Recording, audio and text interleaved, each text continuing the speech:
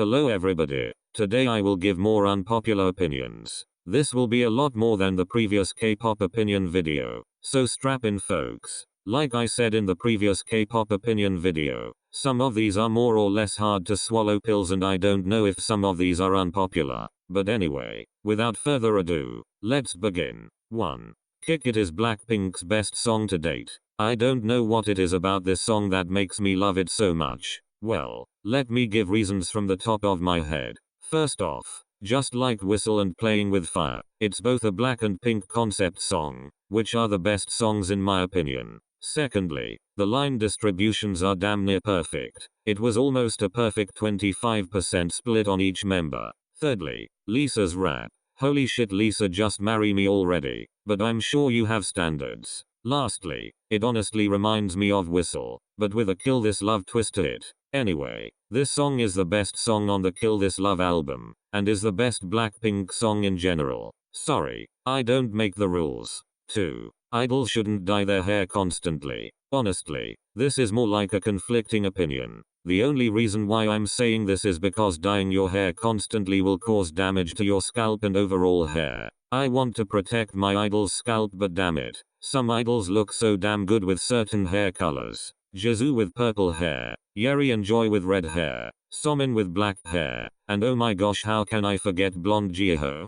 3. Tropical house music is okay. Now, with me starting to get into K-pop in 2019, I guess I didn't experience the overusage of tropical house songs in 2016 and parts of 2017. Some people I saw said that it was an easy way to get a hit, which I can see what they are getting at. Personally, I can't say I'm also a big fan of it, but that doesn't mean I find it a bad genre. Though I will admit, I think tropical house music tends to be forgettable in a way. Ride on the Wind by Card was a pretty forgettable title track, but then you have something like Playing with Fire by Blackpink and recently No Lie by Everglow, and I love those songs to death. So, like I said, it's a pretty okay genre. It has perks and downfalls like any other genre. 4. It's okay to be a fan of an artist's newer work more than their older work. This is pretty self-explanatory, but I had trouble accepting this fact when I was getting into K-pop. For instance, I hated to admit that I liked Card's newer music than their older ones. Not just them, but with Twice, Red Velvet, and Blackpink. But I came to accept the fact that I just love their newer works more than their older ones because those are what appeal to me. Also, it's okay to be an older fan of an artist and like their newer stuff than their older works. And it's okay to be a newer fan of an artist and like their older stuff than their newer ones. Speaking of accepting facts, this is somewhat related. 5. It's okay to dislike or even hate a song from your favorite groups. Honestly, this goes without saying, but some people are too embarrassed to hate a song from their favorite groups. Now, I guess this doesn't mean much coming from me, since I'm not the type of person who hates songs but be neutral on them at worst. But anyway, it's alright to dislike a song. At the end of the day, it's your opinion. And if someone is flaming you for disliking that song, then go tell them to suck on a cactus. 6. Idols are not that innocent as some people claim them to be. I ran across a couple of comments on social media saying this or that idol is so innocent, he or she wouldn't know what sex is, or wouldn't curse. This may come off as rude, but let's just get the point across. Most of your idols are grown-ass adults. They get drunk. They use profanity. Some of them may have a dirty mind. And I know some of them have sex. Literally just like any other human being. Just because they act cute and innocent on TV, that doesn't mean they aren't aware of those types of things. Okay, rant over. Let's move on to the next opinion. 7. Dun Dun was a good comeback. Yes, the line and screen time distribution are shitty. Yes, Everglow needs to switch it up at some point, but I don't think Dun Dun was an overall bad song because of those reasons. It's still a good song in my opinion. Speaking of switching it up. 8.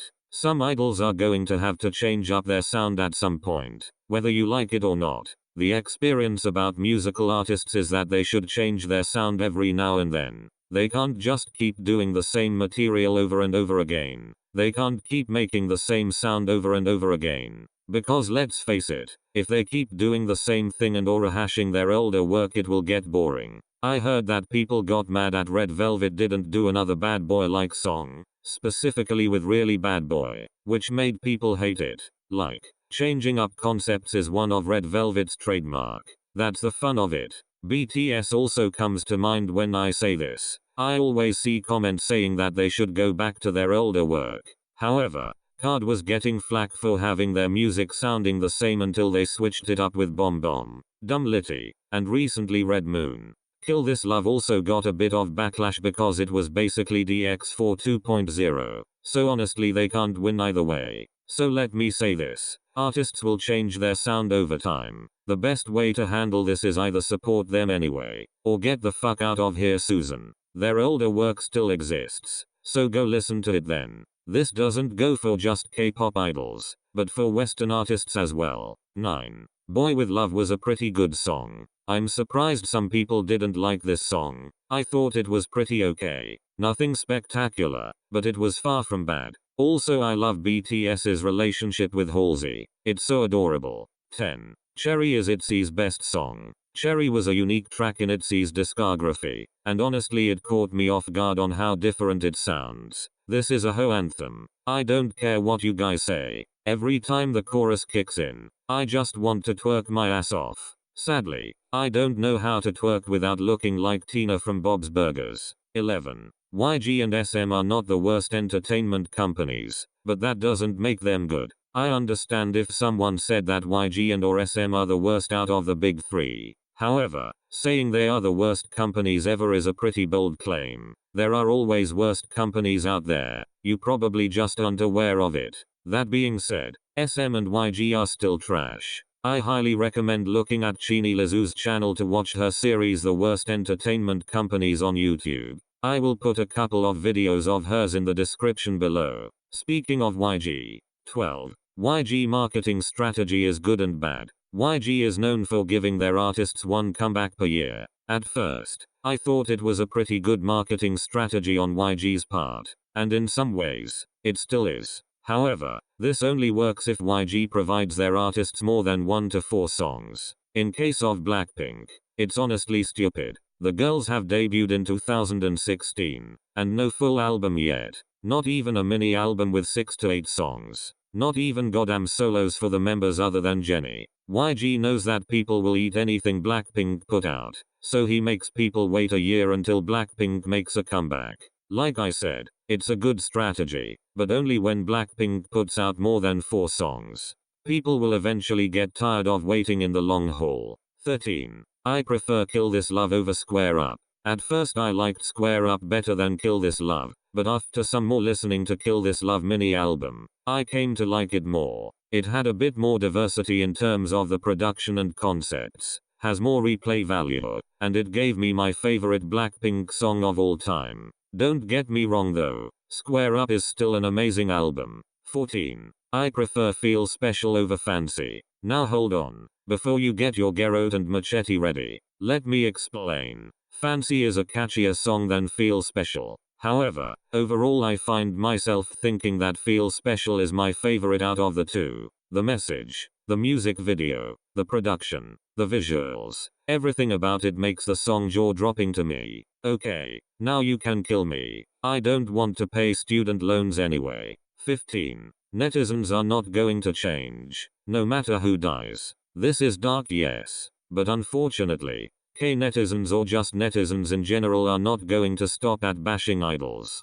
Think about it, after Jonghyun, Sully, Guhera, and many others passed away, netizens keep talking shit about other idols. Some even say that Jennie from Blackpink will be next. Like bitch, get a life. Do some exercise. Go out into the real world and socialize. Anything but trashing idols who are just doing their jobs. It's shit like that makes me wish that parts of social media didn't exist. Unfortunately, they're not going to change no matter what happens. It's sad, but true. 16. EDM beat drop instrumentals are fine. However, it did get overused last year. Remember back on Opinion 4, I said that 2016 and 2017 were just tropical house music? Well, 2019 was just full of beat drop instrumentals, and of course some people started to notice it and got tired of it. And just like tropical house music, I don't mind the EDM instrumentals, but yes, it did overused a bit. Which makes me think, what will be the trend for 2020?